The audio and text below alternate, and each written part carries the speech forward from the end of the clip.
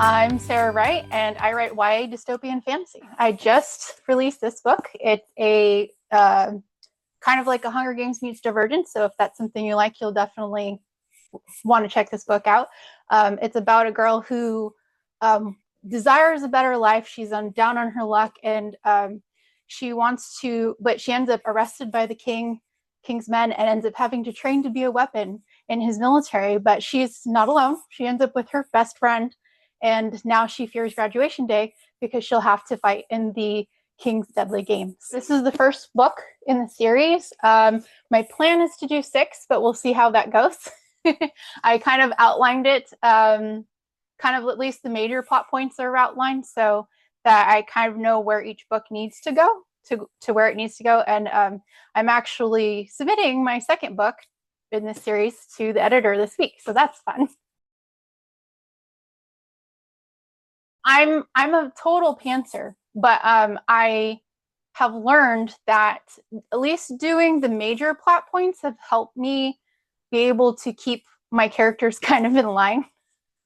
And it actually helped me with this book, especially. I was able to write, I mean, this is like 110,000 words or something like that. And I was able to write it in like 2 months.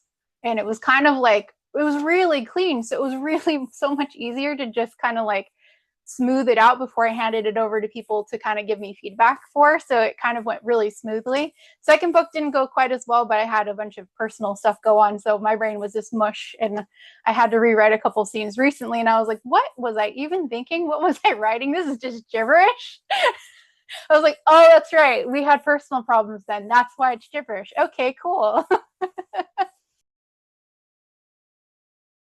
So this time around with this series, I really went through and I did like kind of like the Save the Cat model. And I did it for the entire series. And then I just focused on each. I'm like, now I'm just going to focus on each book because the main plot points are good for the whole series. So I write the main plot points. Then I go back and fill in the blanks in between. It really honestly helps save time with trying to keep the characters in line, because I'm like, I know I have to come to this point. How do I get there? And then I gotta kind of go through and just fill in the blanks, kind of. This is my, let's see, fourth. This is my fifth, I think, in my fifth full-length novel. I have a charity anthology that came out earlier this year, so that had a short story in it. For my newsletter, I wrote a whole bunch of flash fiction the entire year, one a month. They got a new one that was actually kind of like stuff that happened before that led up to the evil king being in power. So my newsletter got all of those. And then I have the second book almost done, so that will be the 6th book, full-length book. And I have another charity anthology coming out next year, which will be my kind of debut into like fairy tale dystopians. So that will be fun. It's a group of authors that will get together, do short stories, and the funds won't go to them. It will go to whatever charity they're supporting. The last one I did was supporting the World Wildlife Fund, and this next one is promoting literacy around the world. So if you're a creative person, whatever your creative outlet is, I think you kind of need to do it in some way, whether that be, like you're the best singer in the world or whatever, and you get to be on stage like Taylor Swift or something, or you get to be the teacher in the school, whatever way that you need to be, let that creativeness out of you. I think you have to do something with it somewhere along the line. I kind of sometimes feel like we read books backwards, especially in a series, because you're like, man, the last book in my series is probably only going to be read by like half of the people who picked up the first one. So like, but that one's probably going to be closer to your best one because your writing gets better, your ability, your own voice gets better. And like, even I feel like with my first series, it was like my debut series, and it was me trying to figure out, 1, what I wanted to write, and 2, kind of like how to write it, and then like how to edit, what is my process. It was more of that. So like this one, it just came out so much faster, so much easier, because I kind of I had more confidence in myself. So I think just forcing yourself to get your butt in the chair and just writing and then just kind of doing it and getting it out. I think actually that helps a lot better, more than if you just don't do it at all. One, you kind of have to feed your creative well, so whatever that be. So if you're writing dystopians, then you should be reading dystopians. You should be reading Hunger Games or whatever is coming out. I read a lot of indie authors too, like K.A. Riley and I can't remember the name off the top of my head, but sure, The Princess Trials, like things like that, like kind of get an idea of what readers are expecting and try to at least sort of match it, at least to some extent. That's why I think some of the reviews came back for this book, were like, it's like Hunger Games meets Divergent. And I was like, perfect, that's great. That's kind of what I was going for. So I think just kind of like figuring that out, what you want to write, and then you can kind of funnel a lot of the stories, whatever your stories, into whatever genre you're writing in. Because like this one started with a headache. I had a huge migraine. I couldn't watch TV. I couldn't read. I couldn't do anything. So all I did, went to my husband and was like, tell me a story. I need something. I can't just sit here, like with my eyes closed doing nothing. I'm totally wide awake. And he was like, there's people with flames in their eyes. And that's all he said. And I was like, I can make that into a 6-book dystopian. Thank you very much. So that's why I put in the dedication in the back. I was like, thank you I'm really grateful I had a migraine and my husband had to tell me a story. I pretty much write every day. It's mostly because like writing is like therapy. No, I type it, but I type one of the things that some other authors were like, what do you do? I type sometimes with my eyes closed.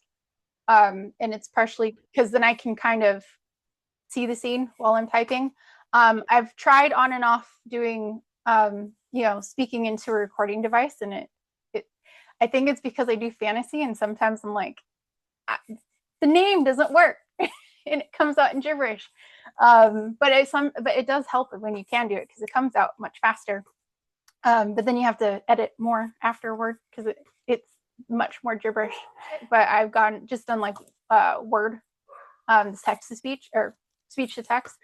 Yeah, and that works good until you get to any fantasy names that you might have made up. Then it's like it just becomes gibberish. Or if you don't enunciate your words, that becomes a problem. Or if you forget your punctuation and having to say period, open quote, close quote, comma, that kind of sometimes messes up my creative mind. But I generally, I think I like typing just with my eyes closed, because then the visual of whatever's happening in the scene just kind of flows out of me better, and then it keeps me from trying to grammar correct everything. Which I think most authors struggle with when they're writing. They're like, I need to, their editing mode comes in and you're like, nope, this is not time for editing. I go through the rough draft, which is basically just kind of like me getting words onto a page. And I'll just stay with, I'm okay with like kind of doing developmental editing at that point. Like if I come to a point where I'm like, hey, look, this character is going to do this thing, I go back a couple chapters and I'm like, foreshadow over here for this character because this character just popped up. And then, or whatever, like I just did one today. I was like, oh, the rebellion needs to do this and send this note, otherwise she's not going to be able to go in the right direction. Went back and foreshadowed. So things like that I'll do during the first draft. Second draft, I'm like looking more for like the nitpicky things before I hand it over to someone to read. And that's really important to hand it over to people to read, because you're going to be blind. It's crazy how blind you get to your own work. Yeah. Even in this one, like Arc Reader told me last week, she's like, you said him. That doesn't make sense. And I was like, it's supposed to be her.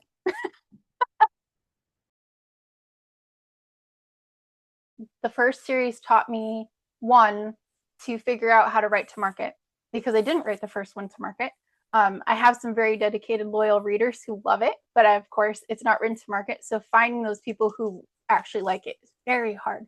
This one was much easier to be like, hey, if you like Hunger Games, Red Queen, Divergent, come check out this book. And so it was much easier to get ARC readers. It was much easier to get lots of people to be like, oh, I want to see that. Like today, I got some posts that are like, I saw your post in someone else's Instagram, and I went and picked it up on Kindle Unlimited. I was like, wow, thank you. I've never had that before, so that's cool. It's really important because on the days, especially because like a lot of the time you might end up writing by yourself and you're kind of in your head and you're like, is anyone going to read this? Is anyone going to like this? So having that support system, I have like this one ARC reader who, I don't know how she manages it, but every time I'm feeling like, oh, I can't keep doing this, somehow she posts, on Instagram or whatever, and she's like, this is my favorite author, and I'm like, okay, I feel good now.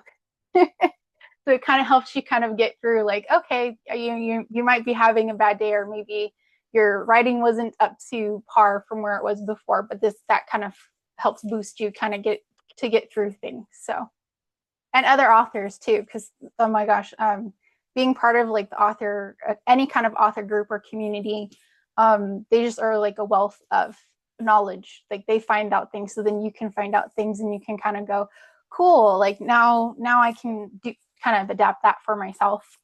That's kind of how I started figuring out how to do social media too. It's like, what are they doing? How can I do that too? Like they're doing this well, how can I do it? So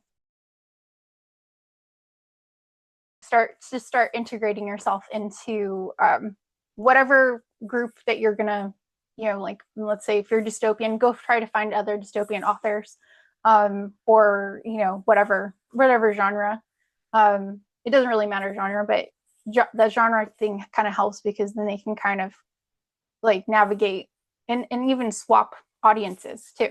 That's been helpful too, trying to like newsletter swap and be like, hey, you're new doing a new release, let's just do that. So that's kind of helped. And then like I said, you can, it helps you kind of figure things out faster. You can learn how to not make mistakes, or at least try not to make them. Maybe you'll make new mistakes, but it helps you make from making maybe the bigger ones. And then also too, launches don't matter as much as you might think, because these books are going to be around for your entire life. So you can technically put a new cover on it and re-release it again, 10, 20 years. Maybe you'll find new readers by then. I kind of understood metadata on Amazon. But now, like when I was going to do this one, I was like, I really need to figure out Amazon. And they change it every 6 months to a year. So I like really sat down and I tried to, like before this release, I was like, I need to figure out what categories I'm going to be in. What's the current, thing for the keywords, because that makes your Amazon ads cheaper when you have the correct keywords in there, because your ads are based off whatever your keywords are. So that helped, because I've started my ads and I'm like, I finally got one down to like 6 cents, and I was like, yes. So that helped, and I already started seeing people picking it up on the dashboard, which is crazy because that's much harder to catch those, like within 14 days they clicked on it and purchased the book, because once it drops off, you won't have it on the dashboard anymore. So that was really helpful, and now I got to go research a bunch of keywords to do for the rest of the ads, which will be fun. When I was first trying to do it, like I was like, okay, I kind of have an idea. I've kind of taken like the Brian Cohen's Amazon ads course before, but of course now it's changed. So now I need to go figure out what's happened now. And I was like, okay, these are all my categories. These are all my keywords. And then I took another class from him, and I was like, okay, everything's changed. Everything I knew before, completely out the window. Okay, so what do we do? So that I was able to, get from that community, like, is this good or is this bad? Like, what do I do? And I think that helped, because I saw, like, when I first did my first ad, it was with my other keywords, and then I updated it after I got all that feedback, and like they started doing better. So I was like, oh good, this is great. I think my favorite part of writing this book was putting my dog into the book. And I think it came out of like when we were in COVID, I kept seeing this meme everywhere that how do you survive an apocalypse? And it was always a guy with a dog. So I think that's where it came from. And I was like, I'm just going to write my book with the dog in there, might as well have fun. And so then it was great because then she would be like right next to me and she'd do something. And I'm like, I am putting that into my book. That's great. And then my favorite quote in there ended up coming out of, I can't believe I'm being bossed around by a dog. And I was like, that's my life every day is being bossed around by my dog. So